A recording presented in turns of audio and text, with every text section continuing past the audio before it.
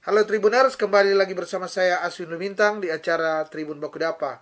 Dan kali ini di edisi Perempuan Inspiratif. Artinya ya, tentu narasumber yang saya undang ini adalah perempuan yang mungkin bisa menginspirasi kita dari bidang profesi yang digeluti oleh perempuan yang kami pilih untuk hadir di edisi kali ini. Dan tema kita adalah memimpin, melayani, dan mendidik.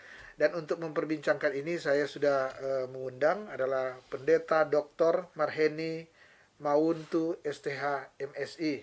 Dan seperti biasa ya Tribuners, walaupun tadi saya sudah menyebutkan akan nama, tapi lebih lengkapnya saya akan memberikan kesempatan kepada Ibu Pendeta Dr. Marheni untuk memperkenalkan diri sebelum kita langsung bincang-bincang. Silakan. Ya, terima kasih. Selamat siang Bung Aswin. Selamat siang Tribuners. Saya Pendeta Marhaini Mawuntu, biasa dipanggil Pendeta Eni. Saya dosen di Fakultas Teologi. Saya memang mengajar mata kuliah terkait dengan agama dan masyarakat ya. Ada juga teologi agama-agama. Jadi mata kuliah humanuria ya. Itu saya konsentrasi di situ. Lalu saya juga memang sebagai pendeta Gemim. Iya, iya. Tapi memang tidak pegang jemaat karena dosen harus full di kampus. Jadi kami melayani kalau diberi jadwal oleh sinode atau kalau diminta oleh jemaat dan wilayah. Turun ikut ini melayani juga. Baru datang pelayanan ataukah memberi pembinaan ya seperti itu. Tapi memang konsentrasinya ada di Fakultas Teologi UKIT. Kemudian saya juga di Lembaga Pendampingan Perempuan dan Anak di Terung Nelumi Muut, lebih dikenal Telu. Lalu memang berkecimpung bersama dengan teman-teman layanan perempuan dan anak di Gerakan Perempuan Sulut. Demikian. Ya.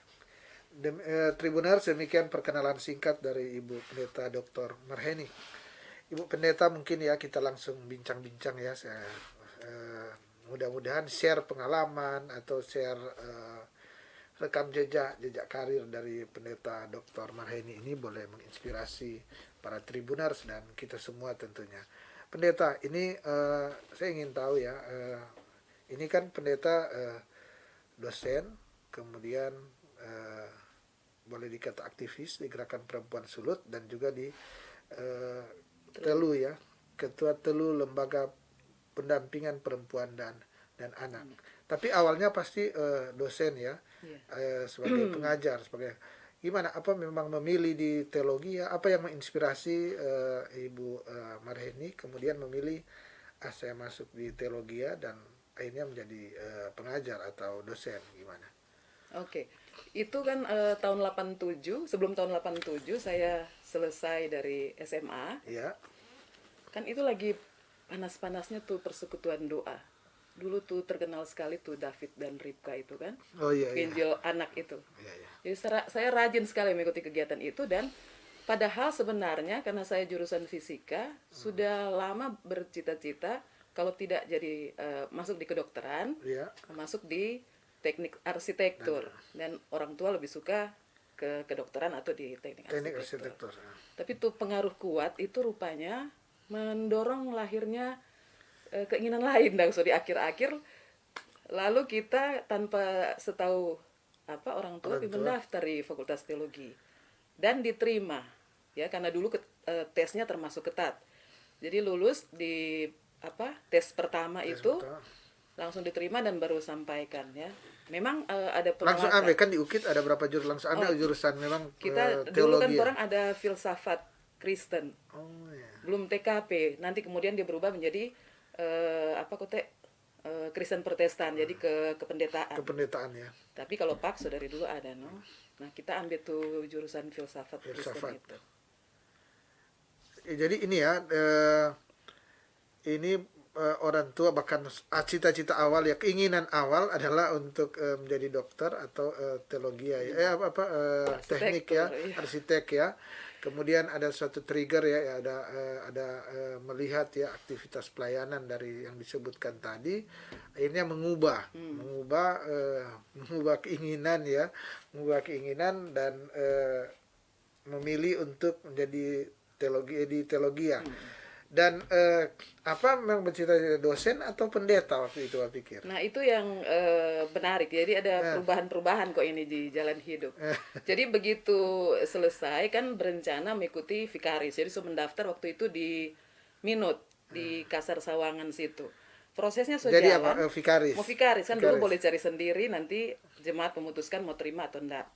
So di proses persiapan untuk kemudian ditentukan diterima atau tidak, tiba-tiba ada penjelasan dari wilayah bahwa jemaat itu belum akan menerima tenaga vikaris. Vikaris ya. Nah, di masa-masa itu ada dosen perwalian saya yang kemudian bilang, jangan dulu jadi pendeta, studi S2 dulu. Jadi karena ditolak, jadi bukan ditolak sih, belum diterima ya. Disarankan.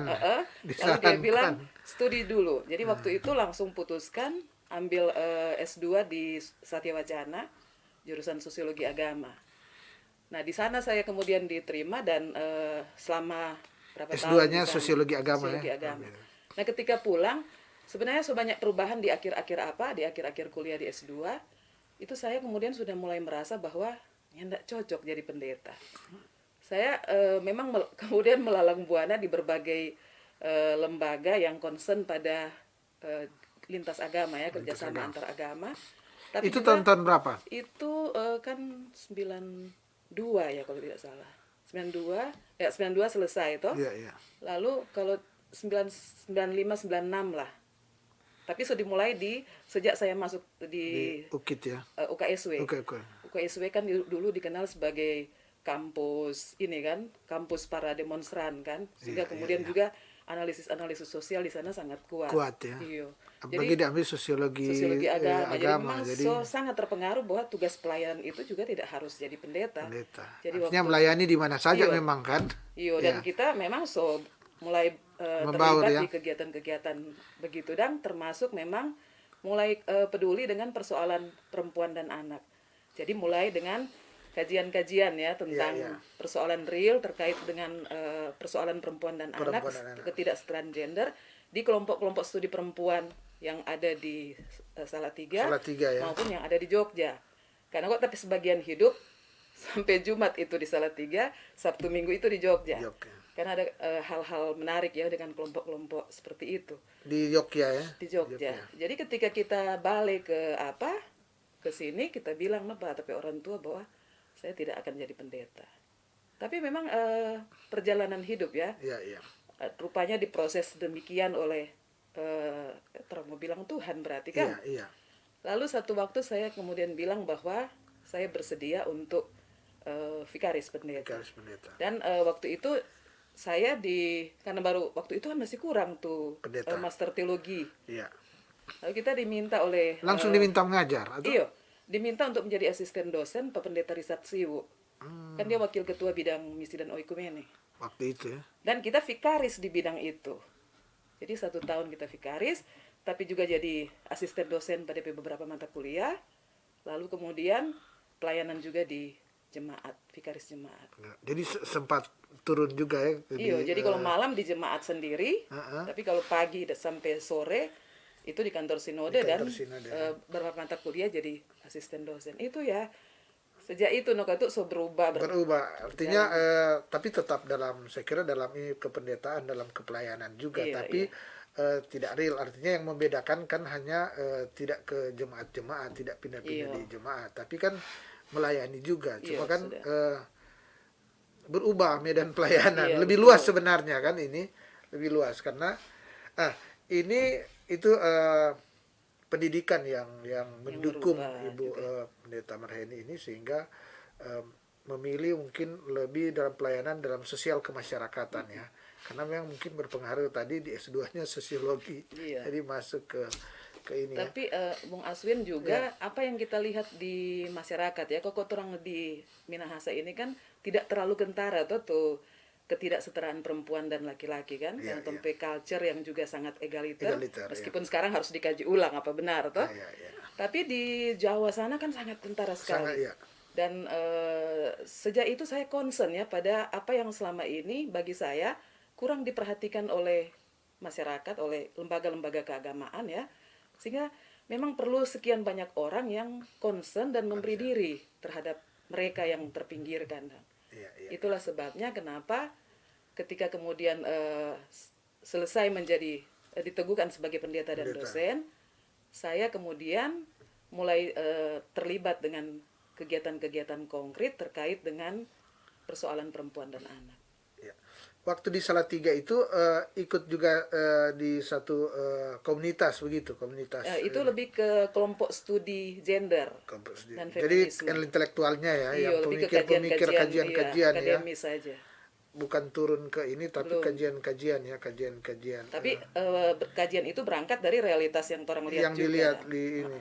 Tapi peran konkret Belum. belum sih, lebih ke Tapi kajian itu lebih akademis. mengkaji, artinya kan pasti itu ada jejaring. Heeh. Kajian-kajian itu kan berdasar jejaring. Misalnya ada satu kelompok yang memang turun, Iya. kemudian mereka menginformasikan bahwa situasi realitanya begini, dan mungkin ibu juga sering turun-turun kan ke ini, dan menelurkan tulisan-tulisan dan buah pikir ya.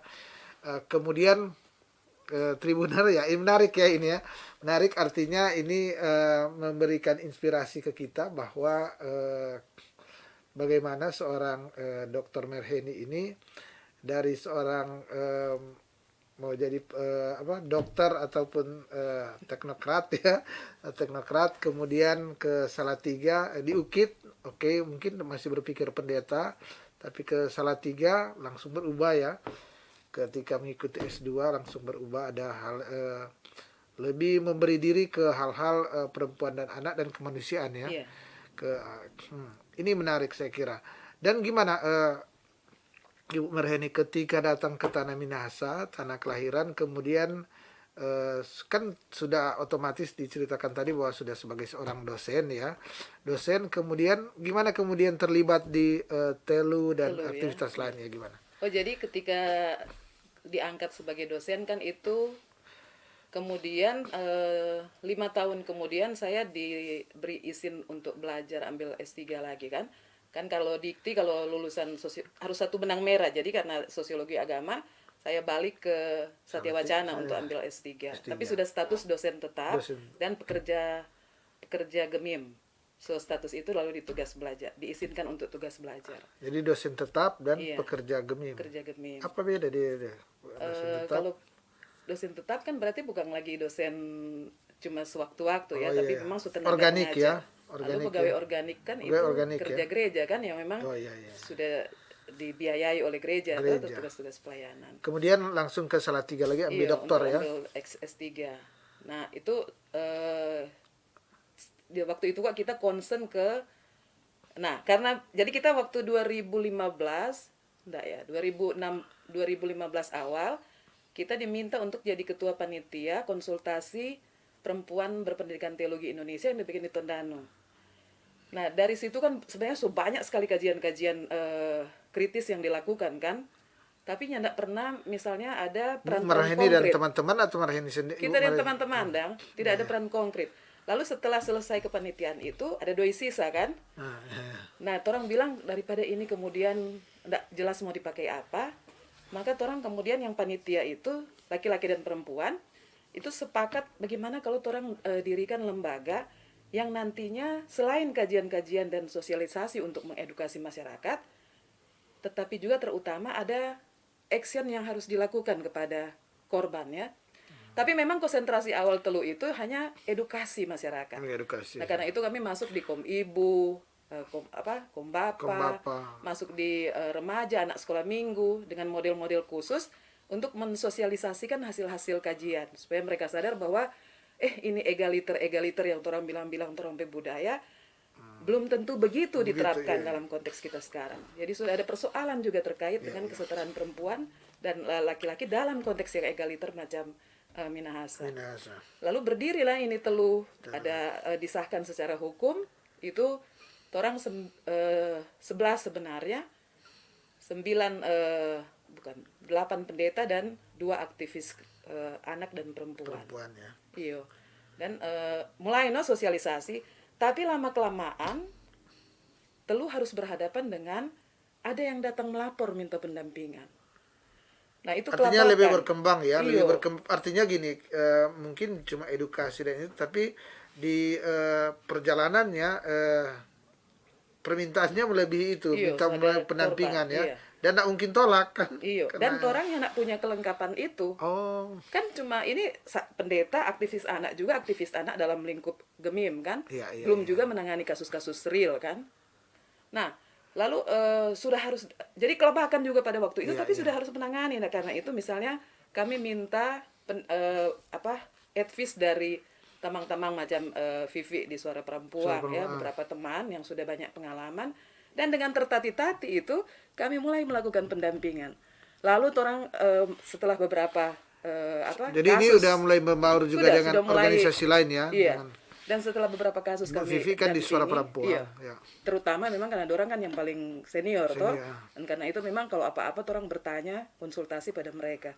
Lalu kemudian orang mulai, no, jadi sudah mulai praktek-praktek apa, tapi kemudian kan dirasa bahwa perlu ada kelengkapan-kelengkapan khusus. Nah itu, no, orang kemudian mengundang atau pergi juga ke Rifka Anissa di Jogja, itu lembaga khusus untuk memang melatih bagaimana melakukan pendampingan korban, proseduralnya bagaimana berpihak pada korban. Jangan dulu Perspektif tanya korban, ya. Iya, jadi jangan dulu tanya macam-macam, ketika dia korban berpihaklah pada dia itu. iya. Jadi kami sudah akhirnya lama Karena kelamaan punya teknik sendiri juga Iya, ya, dan betul. teknik sendiri, kemudian bagaimana berempati ya, Ya, masalah betul. berempati. Walaupun misalnya sebagian besar orang pendeta Iya, dan iya, aktivis gereja yang notabene punya kelengkapan untuk melakukan pastoral. Pastoral, iya. Tapi setelah orang belajar, tidak serta-merta tuh pendampingan pastoral yang normatif yang dilakukan gereja cocok diterapkan pada korban. Korban. Jadi ada model khusus juga untuk pendampingan korban.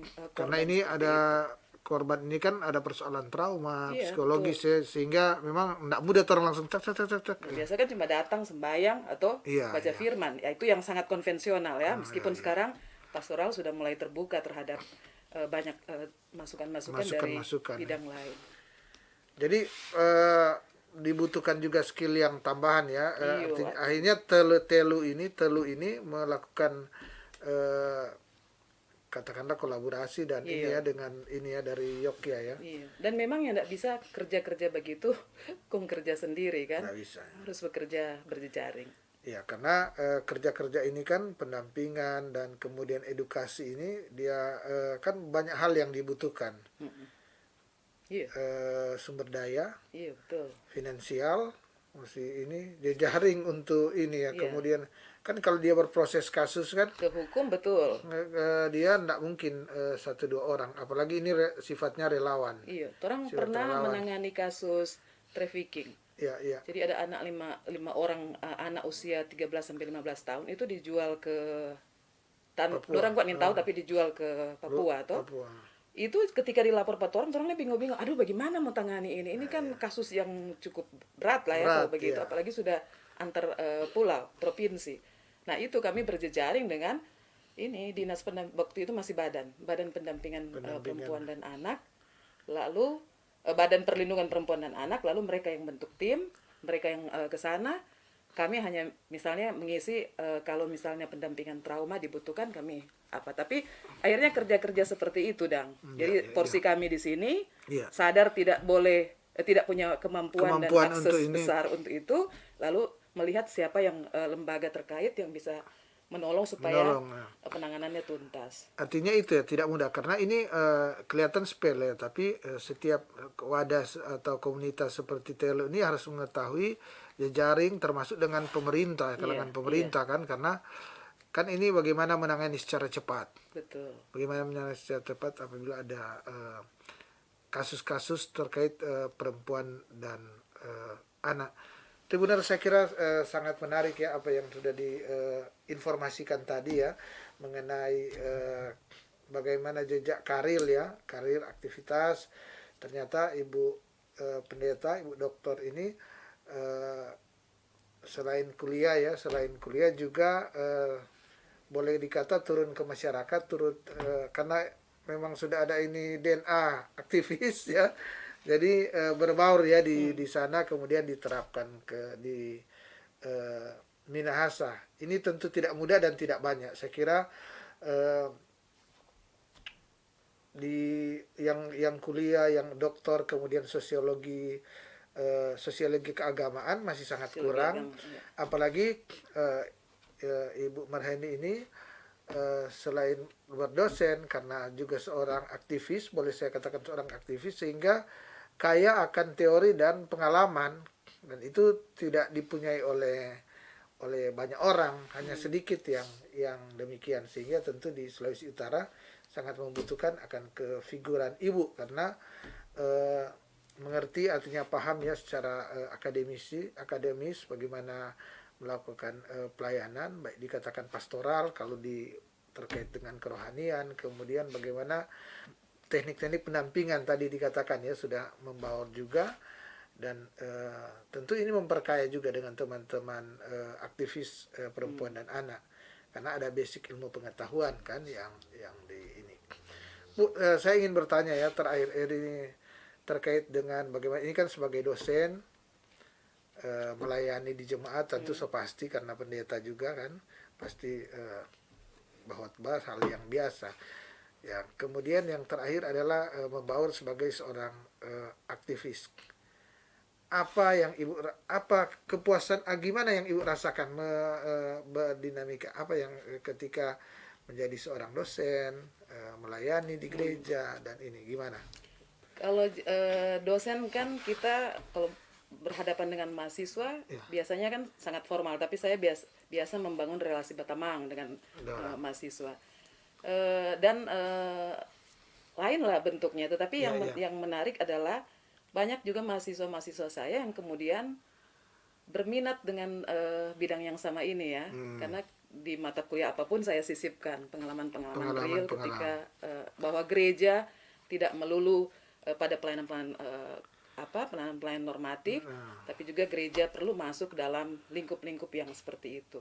Dan yang memang membutuhkan juga ya, kan? Dan pola kita kan selalu pola Yesus ya, bahwa Yesus memang dalam pelayanannya dia masuk dan menyentuh mereka yang termarginalisir ya, dalam kemasyarakatan, yang dianggap najis dan segala macam karena sakit dan segala macam. Tapi dia justru merangkul dorang, dan saya kira kita hanya meminjam polanya dia. Dan banyak mahasiswa saya kira yang kemudian tertarik, dan ada juga yang sudah mulai terlibat di beberapa lembaga pendampingan anak khususnya. Dan itu bagi saya membahagiakan ya. Lalu kemudian yang kadang-kadang dia bikin pusing kepala itu adalah kalau kasus kemudian dilaporkan dan itu korban biasa kan karena ini COVID via telepon ya, menelpon dan bilang tolong bantu sekarang. Sementara saya ada 3 SKS, ada 3 mata kuliah 3 SKS dari jam 7 dan dikelar jam 7 malam. Di mana ini celah untuk keluar? Nah biasanya beku telepon yang teman-teman. Karena ini tugas utama juga tuh. Nah bisa juga mahasiswa kalau tanya boleh pindah nggak? Oh penuh semua, penuh semua jadwalnya. Susah sekali untuk mencari hari pengganti kalau digeser. Nah itu biasa saya kontak teman-teman yang ini ada waktu nggak? Nah ini masalahnya pendeta juga toh. Aduh ini ada pelayanan, ada ini ribet sekali. Nah yang paling gampang adalah saya telepon dinas biasanya Mega gimana Mega tolong dinas Akang, ini ya, perempuan dinas ya, perempuan dan anak. Mega tolong Akang Lia ini ada korban. Saya mungkin baru bisa pergi besok, tapi tolonglah ngene yang tangani dulu. Jadi begitu dong. Jadi ada hal-hal yang sangat memuaskan ketika semua selesai ya. Misalnya yang ketika kami mendampingi penatua yang melakukan kasus pelecehan terhadap anak remaja itu. Itu kan dia dapat pidana 15 tahun.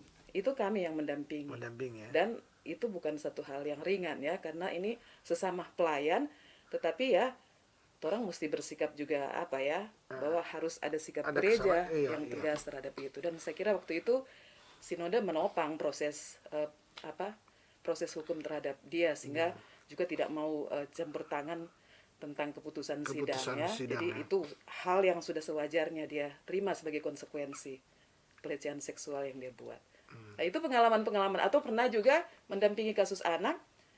Jadi dianggap oleh si korban, yang anak juga, keluarganya anggap orang cuma mendampingi yang pelaku anak, korban anak.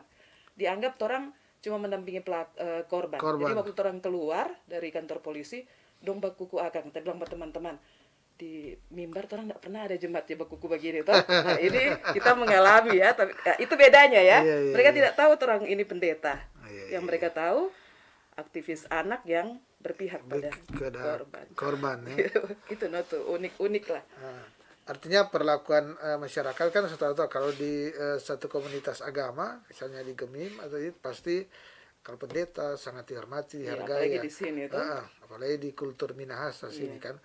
Tapi kalau ternyata kalau membaur lain ya di komunitas umum, kemudian membela yang lemah, Enggak ada orang lemah, ya bisa dikatakan tadi mendapat ini juga ya. Kalau bersinggungan dengan kepentingan mereka ya. Dorang nggak mau tahu ini. Dorang juga nggak tahu orang siapa kan, yang mau tahu bahwa segala tindakan orang bersinggungan dengan kepentingan mereka. Jadi berbalik begitu. Ya. Saya kira Tribuners menarik ini ya, bahwa ibu seorang perempuan pendeta dari secara akademis boleh dikata sukses ya, karena meraih doktor, master juga, artinya secara akademisi mengikuti jenjang. Kemudian jadi ini bukan tugas di pendeta kan, sebenarnya cuma kebanyakan cuma di mimbar kan, tapi ini selain di mimbar, ibu pendeta turun mimbar dan membaur di masyarakat yang lain. Artinya masyarakat yang lain gini, kalau sebagai pendeta tentu yang dia ini masyarakat yang dia ketika di mimbar di dalam gereja.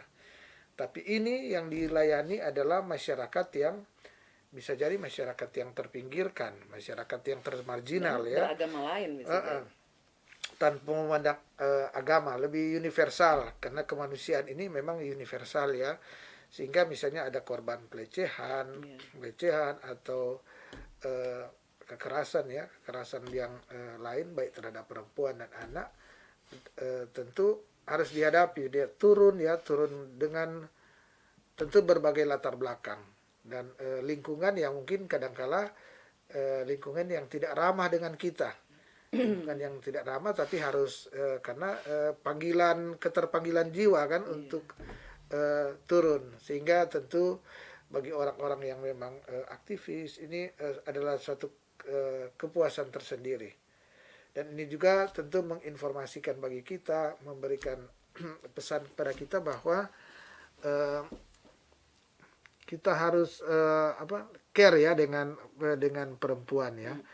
Care dengan perempuan di saat tadi dikatakan bahwa kan di Minahasa sebenarnya kesetaraan gender kalau lihat sepintas nggak ada masalah.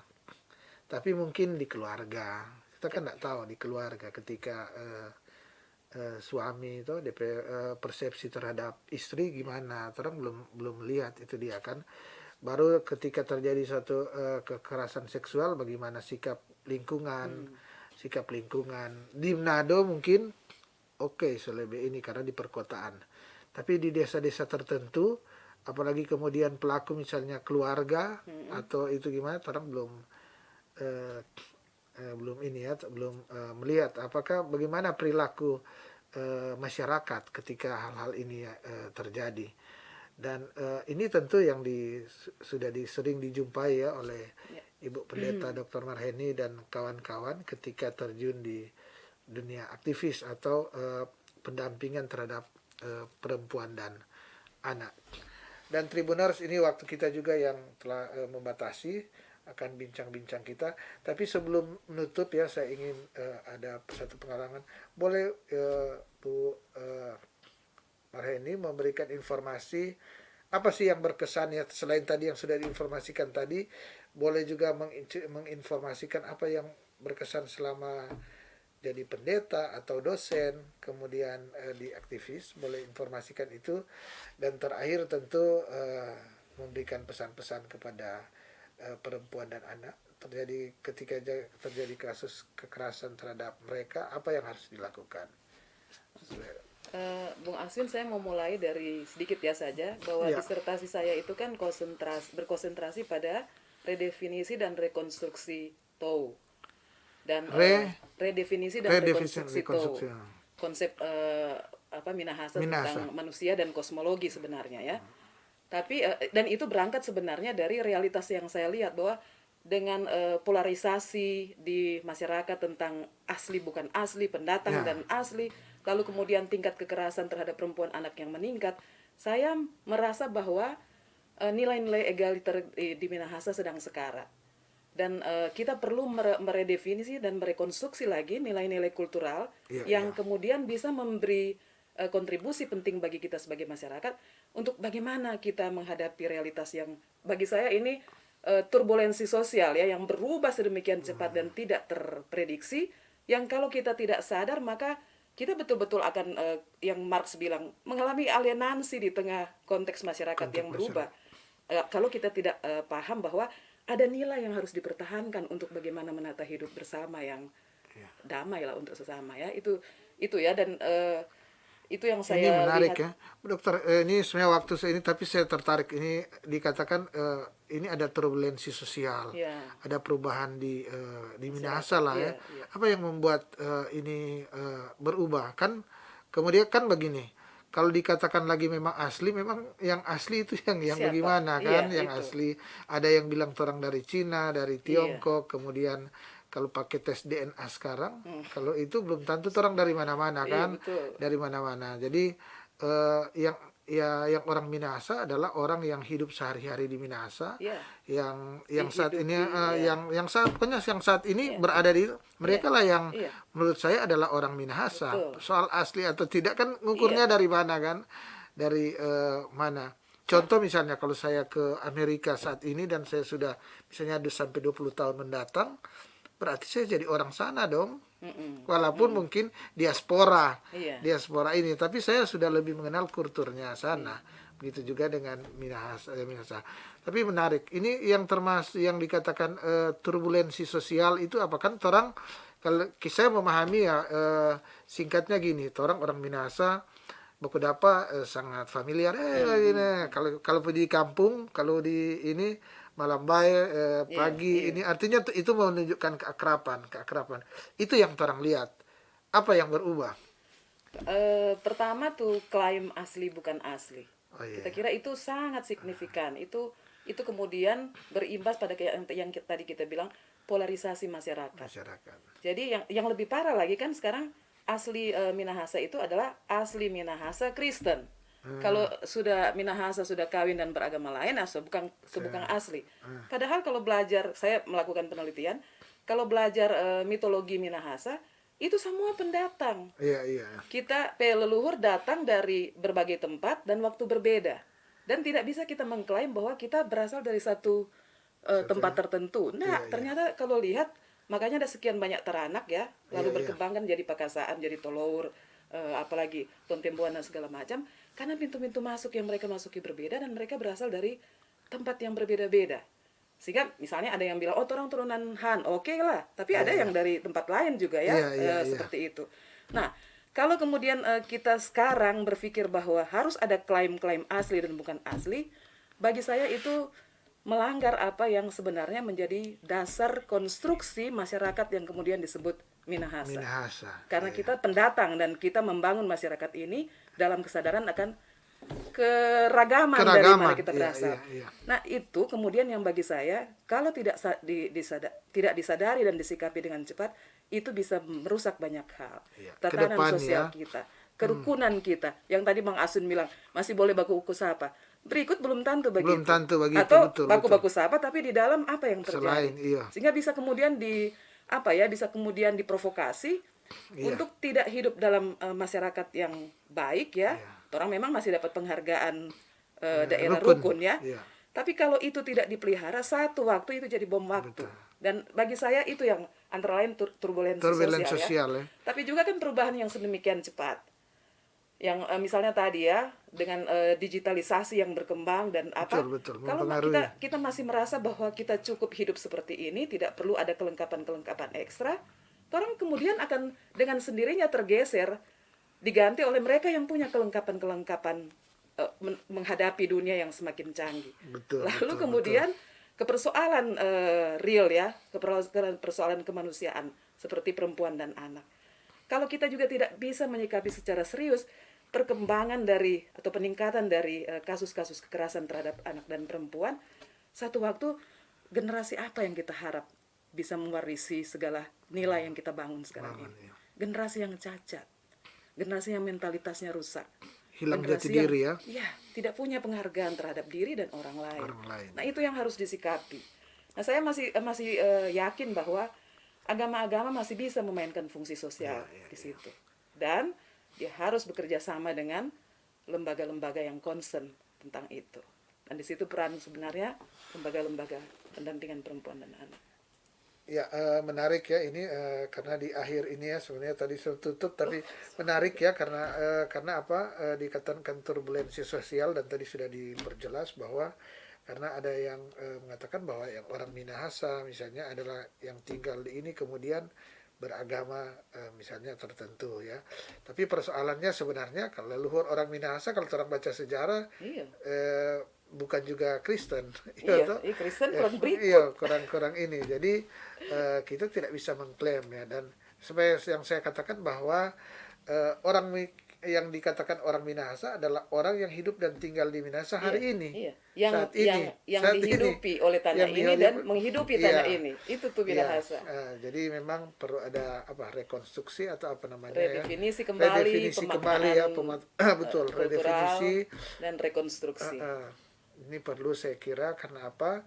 Sehingga karena harus juga kita akui bahwa Minahasa hari ini tentu tidak seperti 10 atau 20 tahun yang lalu ya. Kita telah berkembang banyak teman-teman yang baru yang datang yang perlu ada kesamaan visi kita terkait ini. Itu yang mungkin dikatakan redefinisi, rekonstruksi dan daripada cari-cari tanpa lain orang punya nilai itu orang punya nilai Minahasa. Arti dan nilai itu orang sangat bangga karena nilai itu ada dari orang nenek moyang dulu. Orang nenek moyang dulu bilang cawana si pakuruan, cawana si parukuan. Tidak boleh ada yang disembah dan tidak boleh ada yang menyembah.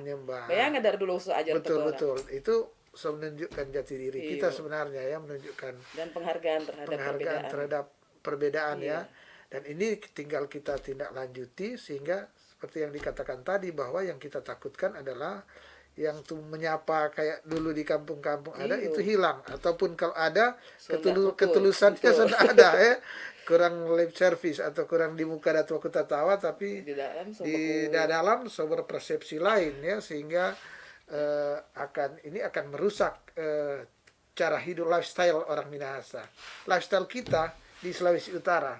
Lifestyle itu adalah lifestyle yang menjaga kerukunan, lifestyle yang menghargai keragaman, yang memang seorang punya berkat dari dulu itu. Sebenarnya itu memori kolektif orang ada. Cuma ya mulai terkikis kalau tidak diklaim lagi, itu tuh parah. Jadi itu menarik ya ini baru ini. Tapi saya kira ini hal-hal yang penting yang harus kita lakukan bahwa ya memang bersyukur ya ada Ibu Pendeta yang juga memahami ini kemudian ikut terlibat dalam realitas sosial jadi hal-hal yang terjadi di sosial sehingga mampu mencerna apa yang hari ini sudah terjadi dan kemungkinan apa yang akan terjadi apabila kita tidak mampu menata akan relationship ya relasi sosial kita di masyarakat yang harus terakui berubah karena tentu orang kan sekarang banyak pendatang juga yang membaur datang ke orang sini kan menjadi sama dengan orang menjadi orang Minahasa karena selalu kan sekarang kepala-kepala daerah saya bilang siapakah orang misalnya orang Manado adalah orang yang semua orang yang datang dan tinggal di kota Manado mereka lah yang orang Manado bahwa mereka dari sana dari kiri kanan ya itu dari di sana tapi hidup dan berkembang di daerah sini. Orang Minahasa kancingan Sanger. Orang Minahasa kancingan Toraja. Begitu tuh orang. Memang begitu kan? Begitu. Karena orang juga ada diaspora di tempat lain di ini dan mereka sudah orang Minahasa tapi di sana berbaur itu yang mesti orang pahami. Karena menyerap tanah yang memberi hidup kan di sana Iya. Saya kira demikiannya akan bincang-bincang kita. Dan tadi saya sudah sebenarnya closing tapi sudah jauh kita bincang-bincang dan tentunya saya Aswin Lumintang dari Tribun Bakudapa mengucapkan terima kasih kepada Ibu Pendeta Dr. Marheni yang sudah menerima undangan kami untuk berbincang-bincang terkait dengan banyak hal, sebenarnya memberikan inspirasi karena edisi kita adalah edisi Perempuan Inspirasi. Dan tentu saya juga mengucapkan terima kasih kepada para Tribuners yang sampai saat ini setia menyaksikan akan acara Tribun Bakudapa. Dan kita akan bertemu lagi pada besok hari, tentu dengan tema perbincangan yang berbeda. Mata lokal menjangkau Indonesia.